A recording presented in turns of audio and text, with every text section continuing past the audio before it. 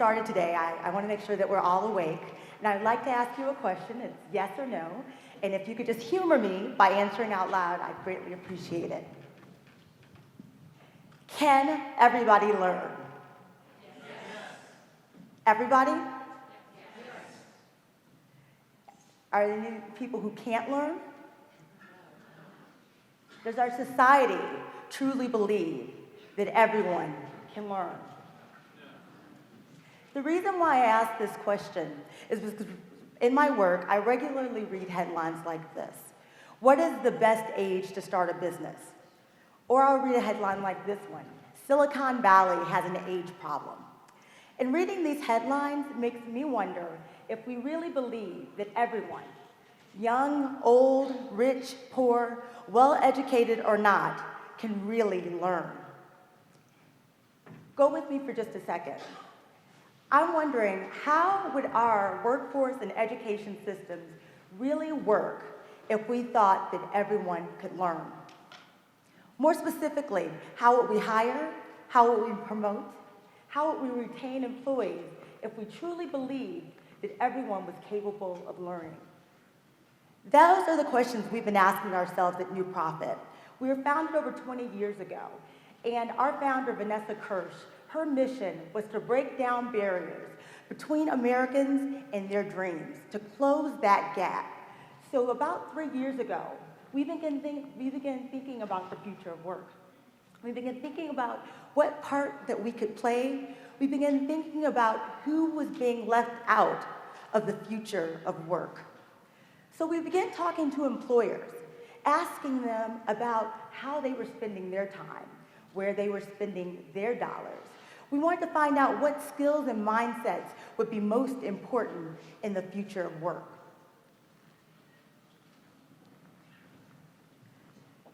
When I think about this work, it's personal. When I was showing you the pictures to assess whether everybody could learn, the last picture was an elderly couple, African-American couple, which were my grandparents, and this is them, George and Fanny. When I think about the future of work, I think about my grandfather. He worked at a local factory in Racine, Wisconsin for his entire career. When I think about the learning systems and the professional development he got, it was really to keep him more efficient at his current job. It wasn't about upward mobility. It wasn't about a career path. Despite that fact, he worked and retired from that Chrysler factory. And I'm proud to say that he produced a great legacy. He was able to raise a family, and as you can see here, helped put me through college. And I am humbled and I'm proud to say I stand before you today with my doctorate from Harvard University because of that man.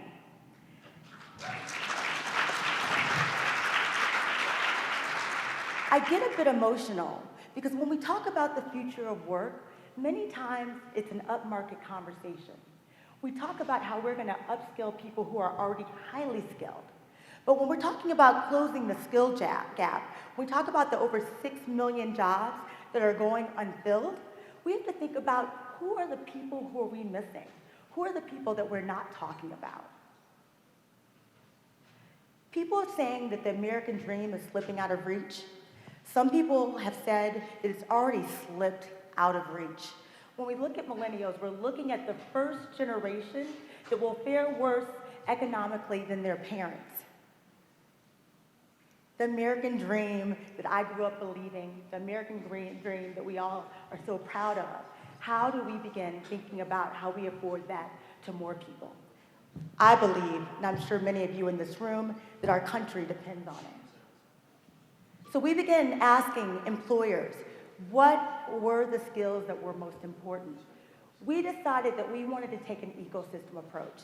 So with our partners, Strata Education Network, Walmart Stores, Lumina Ventures, the Beacon Fund, the Siegel Family Endowment, we began going out to employers, asking them to join us, asking them how we could invest as a philanthropy to make sure that there's going to be access and opportunity in the future of work for everyone.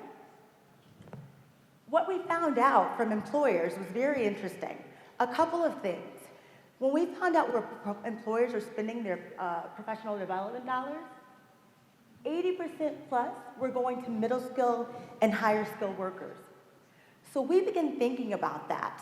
if only 20% is going to entry-level workers, who's thinking about them? Who's helping them to prepare for the future of work? And with our partners, we thought this is a position that we could play. When we asked employers about the impending automation and how it was going to be seismic shifts in automation that would really make things even more unequal, they told us that even though automation is coming, that there will still need to be humans behind machines driving them. They told us that although they each had a set of hard skills that was individual for their organizations, that there were a set of skills, which we call human skills, that were the same across all of these employers.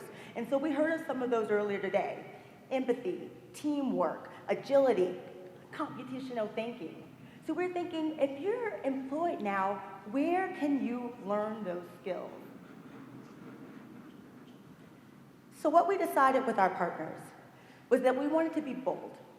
We invest in workforce, but we also wanted to invest in innovation targeting entry-level workers. So we decided that we're issuing an XPrize challenge. Now, I don't know if you're familiar with XPrize. This is the CEO, Peter Diamandis, but he's a futurist of sorts. And he talks about that we've been talking about the future of work for years now, but the future of work is actually here, and this is something that we need to solve in the next 5 years.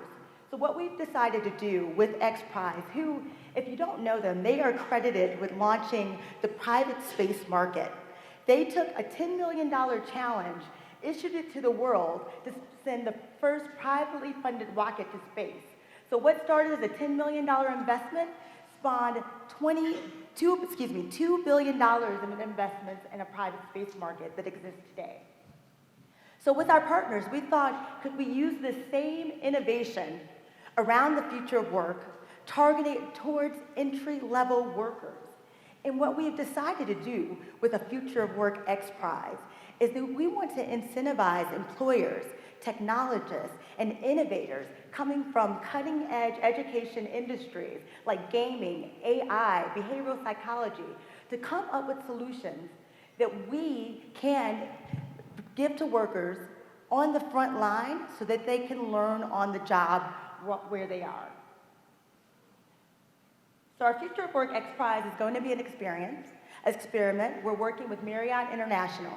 We expect when we launch in November of 2019 that we will have over 100 to 150 teams compete.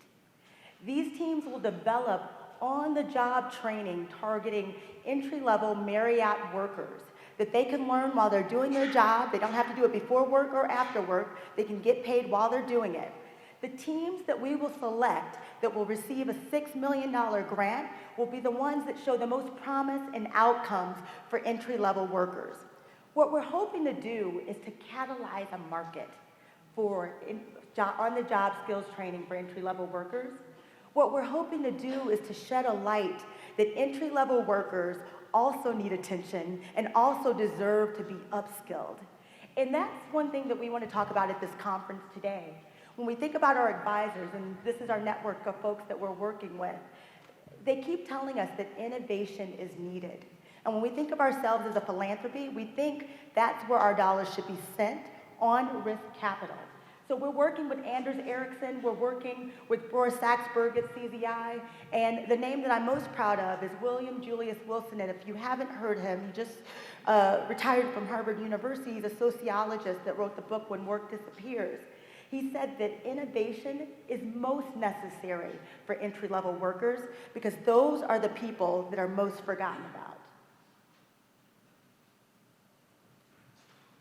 So when we think about our goals, see if this goes back, our goal is to upskill millions of entry-level workers. We want to prove to the market and to employers that there's a return on investment in investing in entry-level workers.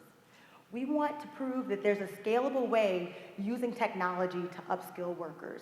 We want to find out the skill sets and the mindsets that are most important to the future of work and most relevant to employee outcomes.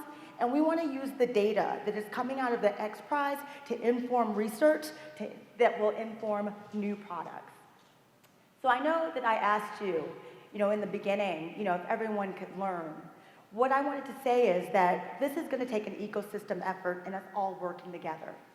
So as I am going to be going through the hallowed halls with you and going to different sessions today, there's a few questions I ask you. Who are the innovators that we should also be talking about? Who's thinking about this issue? I know that Jemai said there's several countries and several states in the room today. Who are the people that we should be talking to? Who are the partners who are thinking about funding differently? Who are the innovators who are thinking about upskilling at scale?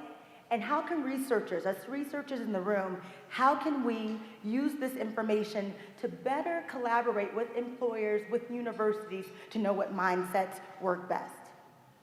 And I know when I started, I asked the question if everyone could learn.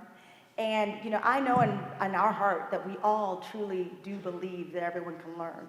But the real question will be is we'll push our markets, our systems, our employers, our educators to act accordingly. I want to thank you for your time today. Thank you.